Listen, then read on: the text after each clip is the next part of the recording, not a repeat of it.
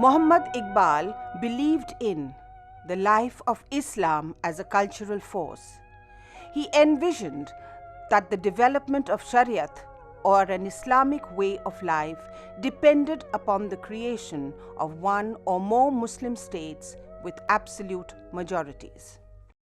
Muhammad Ali Jinnah had argued that if the majority status of Hindus entitled them to represent an Indian nation, there was no reason why the Muslim community, which represented absolute majority in clearly defined areas, could not make similar claims for itself. The Congress emphasized upon the principle of majority rule and fluid political alignments. They were not convinced about Jinnah's two-nation theory and equitable sharing of power. Thus, the history of India in the 1940s is marked by a series of failures to arrive at a constitutional settlement.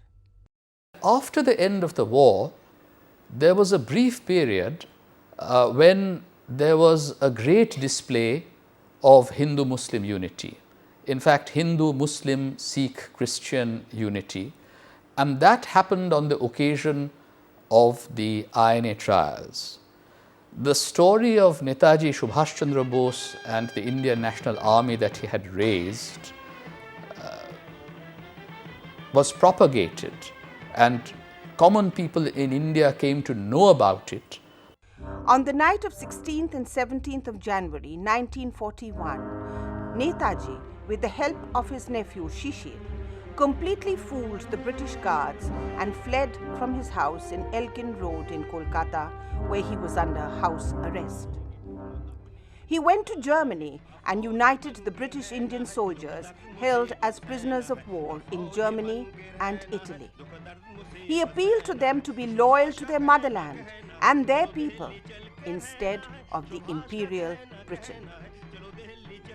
Later, in the midst of the raging Second World War, he went to Japan in a submarine and from Japan to Singapore. बहनों और भाइयों, सबसे पहले मैं आप लोगों के दिली इस्तकबाल के लिए और साथ ही साथ आपने जो मुझको पूर्वी एशिया की जंग आज़ादी के नेता बनाया, इसके लिए भी तहे दिल से आप लोगों का शुक्रिया अदा करता हूँ।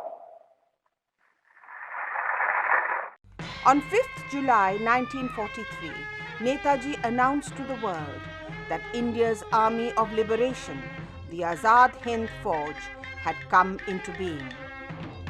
Tens of thousands of British Indian soldiers had joined this army. 2.5 million Indians living in Southeast Asia vowed to give unconditional support to them.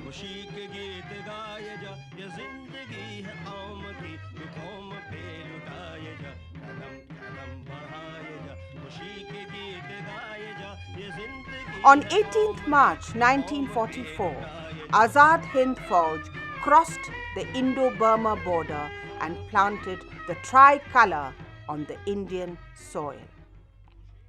However, the Japanese could not continue to lend support to the INA, and they had to beat a retreat from Imphal.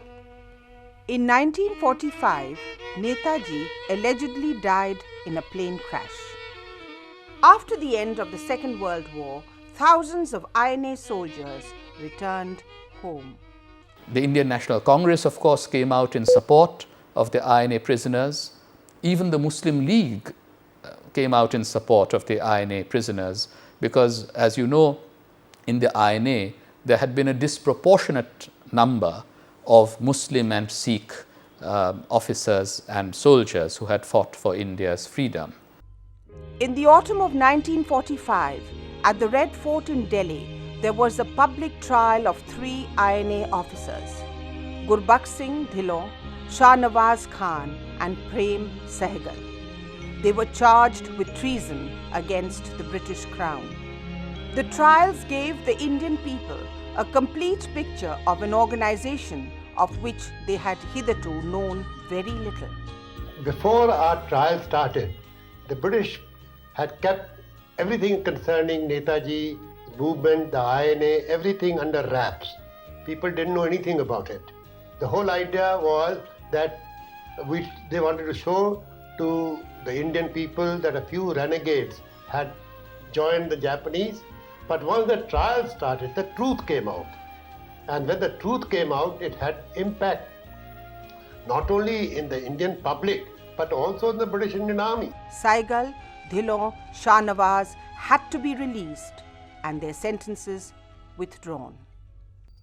On the 18th of February 1946, the ratings of the Royal Indian Navy rose in open mutiny. The mutiny assumed serious proportions. After the INA trials, the naval mutiny in February of 1946, disaffection among Indian soldiers within the British Indian Army, the British came to the conclusion that they would have to quit India. They could not rely on the armed forces, on Indian soldiers anymore to hold India down.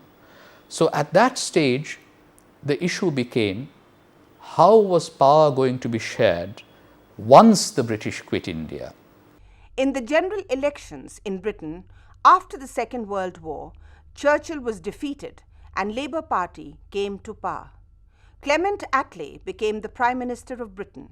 He inherited a nation ravaged by the war. His government realized that with the drained economy, it will not be possible to hold on to the empire. On 19th February, Attlee announced that 3 members of the cabinet would visit India to promote the early realization of full self-government in India. Later, on 15th of March, he referred to complete independence as a possible goal of Indian constitutional development, if the Indian leaders so chose. In March 1946, the cabinet mission arrived in New Delhi. The mission was headed by Stafford Cripps. This time he did not come alone as he had done in 1942, but he came with 2 others. And the cabinet mission held talks in the course of the spring and summer of 1946 with the various political parties and the political leaders in India. And ultimately, there were 2 options that were put forth by the cabinet mission. One was very similar to the Rajagopalachari formula of 1944, that there would be a Pakistan based on the partition of Punjab and Bengal. And it is interesting that the Muslim League and Jinnah categorically rejected this option. Jinnah declared that by dividing the Pakistan group into 2, the mission had struck at the heart of Muslim solidarity. The mission's new proposals were clearly designed to deny his community legitimate right to parity and self-determination. The other option was for a federal or confederal structure. There would be a 3-tiered constitutional structure. There would be the provinces at the lowest level. Then there would be 3 groups of provinces at the middle level, A, B and C, and 2 of these groups would have Muslim majorities in the northwest and in the east or northeast. And then of course there would be the largest group which would have a Hindu majority. And finally, at the top level, there would be a federal center. Now, initially, both the Indian National Congress and the All India Muslim League accepted this option. The League accepted the mission's plan on 6th June. Its acceptance was based primarily on the assurance that the proposed interim government would ensure parity by allocating 5 portfolios to the League, 5 to the Congress, and 2 to the remaining minorities.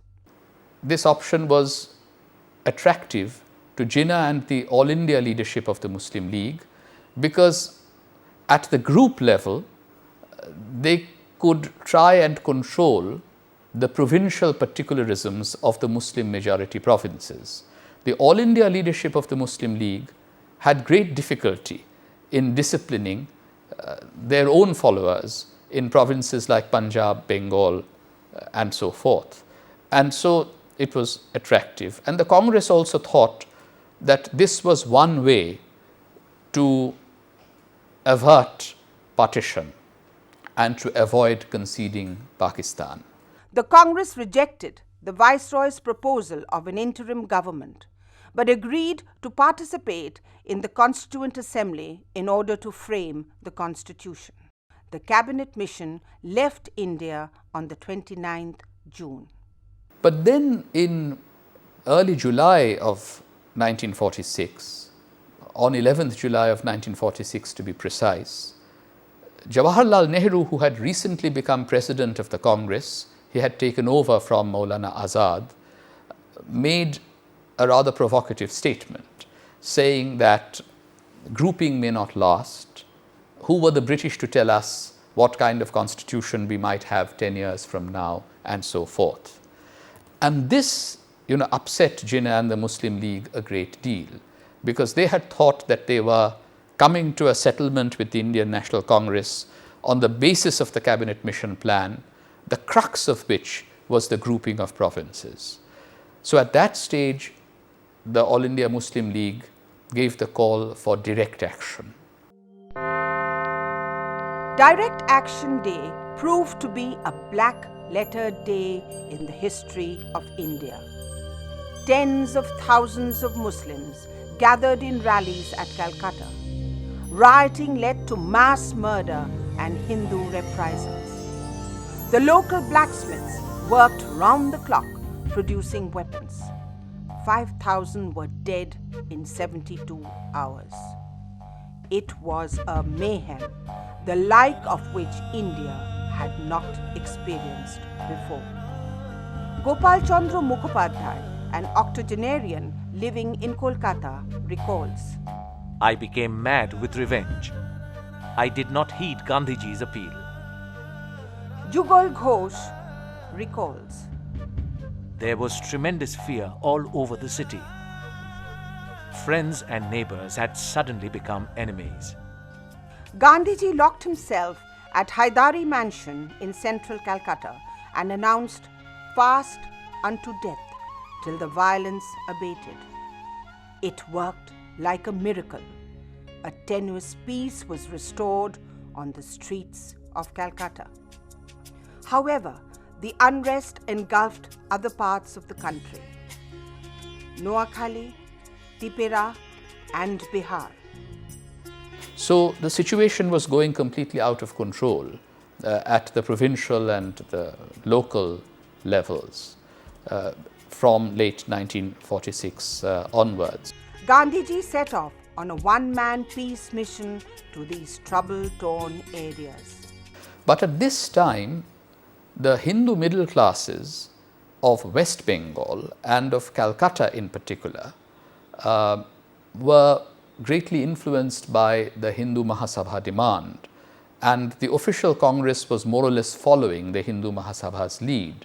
And one can understand that there was great anxiety on the part of Hindus after what had happened in Calcutta in August 46 and in Noakhali and Tipera in October of 1946.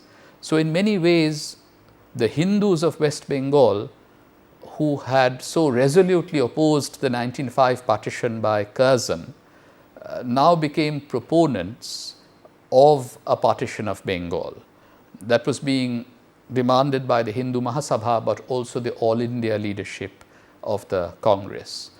And in fact, the Muslim League newspaper Millat wrote an editorial article suggesting that the Hindus of Bengal, or at least some Hindus of Bengal, had been beset by Curzon's ghost, and they were now playing the role of Parashuram, raising the axe to slice mother into two. On the 20th of February 1947, Clement Attlee, the British Prime Minister, made a momentous statement. He said that the British were going to withdraw from India by the 30th of June of 1948 at the latest, come what may. And he then decided to send Mountbatten as the last viceroy. On the 22nd of March 1947, Lord Mountbatten took office as the last Viceroy of India. His solitary mission was transfer of power, hand over the government of India to the Indians. As soon as Attlee made this statement of 20th February 1947, the Hindu Mahasabha made a demand that Punjab and Bengal must be partitioned. Shama Prasad Mukherjee of the Hindu Mahasabha wrote, Hindus will resist with all their might any scheme of the perpetuation of slavery, which will be inevitable if Bengal, as she is constituted and administered today, is allowed to become a separate independent unit cut off from the rest of India. On the 8th of March of 1947, Jawaharlal Nehru, as Congress President, also made a demand that Punjab must be partitioned. And he further said that the principle of partition may have to be extended to Bengal as well.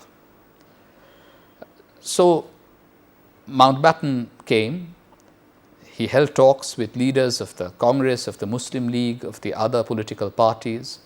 And one of the things that happened in March 1947, after Nehru's 8th March statement, was that the situation in Punjab went completely out of control, and a great deal of violence began between Hindus and Muslims and also Sikhs.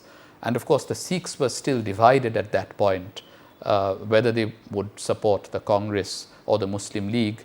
It very often depended on where they were situated in the province of Punjab.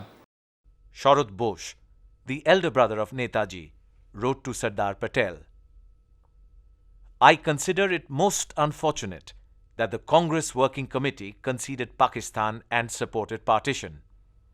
I can say that it is not a fact that Bengali Hindus unanimously demand partition. In April of 1947 and May, there was an attempt to preserve the unity of Bengal by propounding a plan for a united and independent Bengal. And this was led by Sharat Chandra Bose and also Abul Hashim and Hussain Shahid Sohrawardi. And initially, this united Bengal idea was supported by Mahatma Gandhi himself. And it was much later that he said that he had been taken to task for supporting Sharat Babu's plan.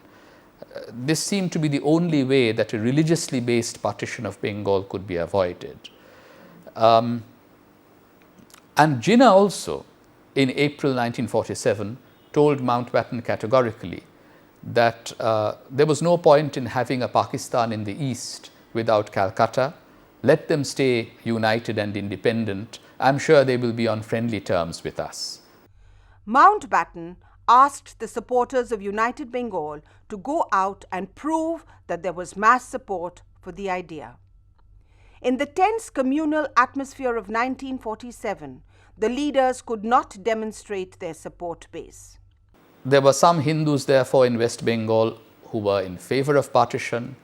There were some Hindus and Muslims led by Sharad Bose and Abul Hashim and Sohrawardi who were still trying to create a united and independent Bengal in an attempt to stop partition along religious lines. Sharad Bose had risked his political career and his life in preserving the unity of Bengal. He made a desperate appeal to Mahatma Gandhi. Gandhi lamented, There was a time when mine was a big voice. Then everyone obeyed what I said.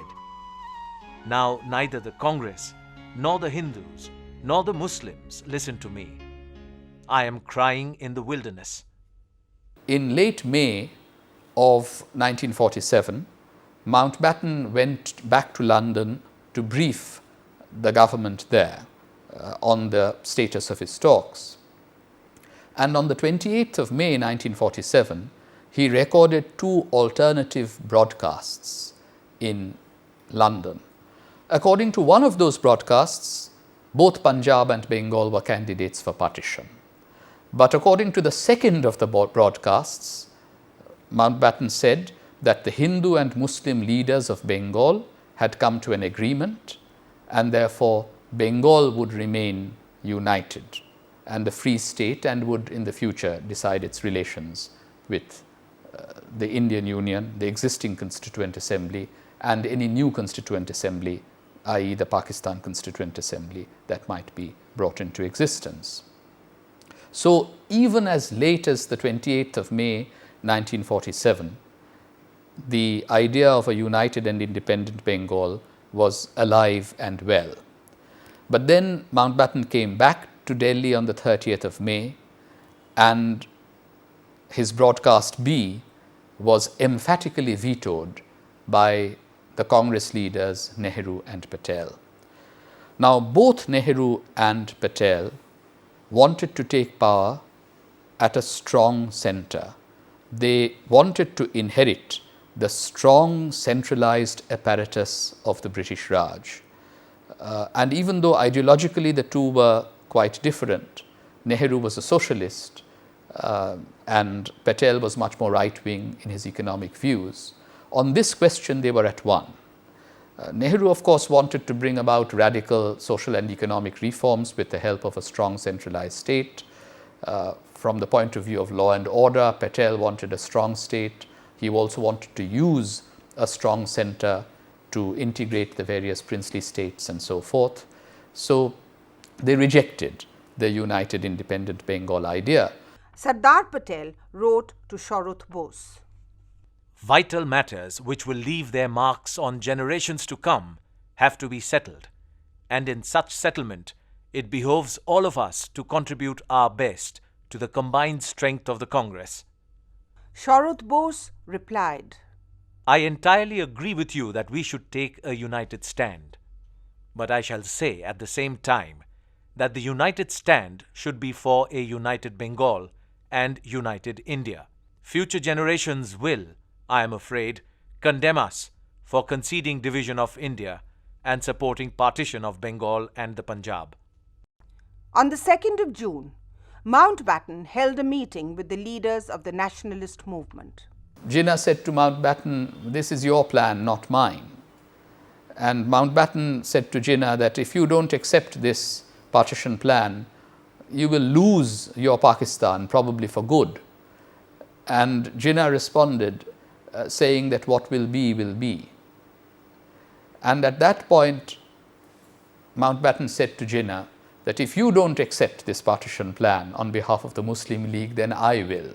And more or less instructed Jinnah that at the meeting that was to be held the next day on the 3rd of June, he was not to contradict Mountbatten when he said that the Muslim League was prepared to accept the partition plan, and he would have to give his assent with a nod.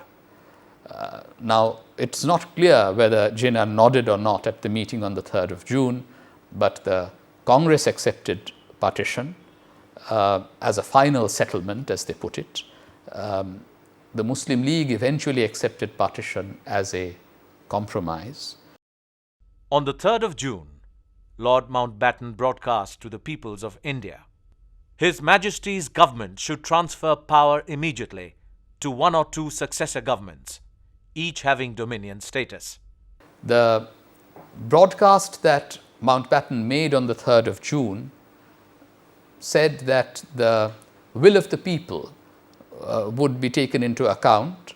How? Through votes taken by the members of the legislatures of Bengal and Punjab. And these votes were actually taken in late June. And the results of these votes are of some use to historians, because what becomes clear from these votes is that the legislators of Bengal and Punjab, by overwhelming majorities, rejected the partition plan. But Mountbatten had already decreed partition.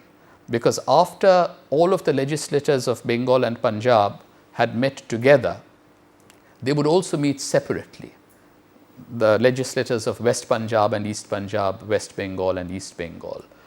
At the joint session of the members of the Legislative Assembly, 90 voted to join the existing Constituent Assembly, while 126 voted to join the new Constituent Assembly of United Bengal. When the members met separately, members of the non-Muslim majority areas voted for partition, 58 to 21. Members of the Muslim majority areas voted against partition, 106 to 35. So until the very end of the day, there was a distinction between the idea of a Pakistan and partition as it actually came about, which involved not just the partition of India in a notional sense, but the partition of two provinces, Punjab and Bengal, which had for long been proud of their cultural and linguistic unity. Now, all that remained, of course, was for the British Parliament to pass the Independence of India Act. The Indian Independence Bill passed by the British Parliament on the 1st of July 1947 without any dissent, fixed upon 15th of August 1947 as the date for transfer of authority. In a sense, partition as it came about was the ultimate undermining of his two-nation theory, because there were about 100 million Muslims in India at that stage. Only 60 million of these Muslims would become citizens of the Muslim homeland, Pakistan. Nearly 40 million would remain behind in India. So about 40% of his Muslim nation was going to live outside the borders of a specifically Muslim state. So this nation-state contradiction had not really been resolved by the kind of partition that was decreed by Mountbatten. Be that as it may, all that was left to be done was to vivisect the provinces of Punjab and Bengal and create the moth-eaten nation of Pakistan. চারধারে কি দেখছিস? ছেলেকে ঠেলা দিল ভূষণ। জল জংলার দেশ, দেখবার আছে কি?